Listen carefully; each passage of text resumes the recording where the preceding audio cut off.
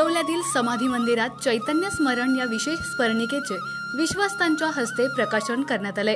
सन 1892 साली श्री महाराजांनी थोरल्या श्रीराम मंदिराची स्थापना केली आणि श्री महाराजांनी केलेल्या उत्कट प्रेमाने श्रीरामाला श्री महाराजांचे विलक्षण आपलेपण आलं। त्याची साक्ष श्री महाराजांच्या चरित्रात दिसते। रामनवमी उत्सव जसा करावा असे श्री महाराजांना वाटे तसेच आणि त्या परंपरेनुसारच दरवर्षी तो केला जातो। यावर्षी या उत्सवानिमित्ताने गुढीपाडव्याच्या शुभदिनी चैतन्य स्मरण ही स्मरणिका श्री महाराजांच्या चरणी अर्पण करून प्रकाशित करण्यात आली आहे। या स्मरणिकेला अनेक साधक व श्री महाराजांच्या प्रेमाखातर सेवा करणाऱ्यांचा हातभार लागलाय। श्री महाराजांच्या तत्वज्ञानाचं महत्त्व व त्यांचा आधार हे कोरोना महामारीच्या काळात अनेक भक्तांनी अनुभवलेत।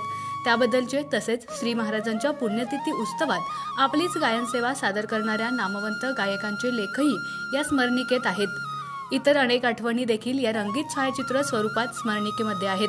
थोरल्या श्रीराम मंदिराच्या तसेच जालना राम मंदिर स्थापनेलाही 125 वर्ष पूर्ण झाल्यानिमित्त उत्सव हे मागील दशकात मोठ्या आनंदाने पार पडले।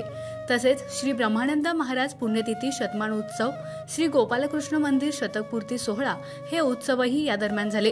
त्यांचा वृत्तांतही या स्मरणिकेत वाचता येईल।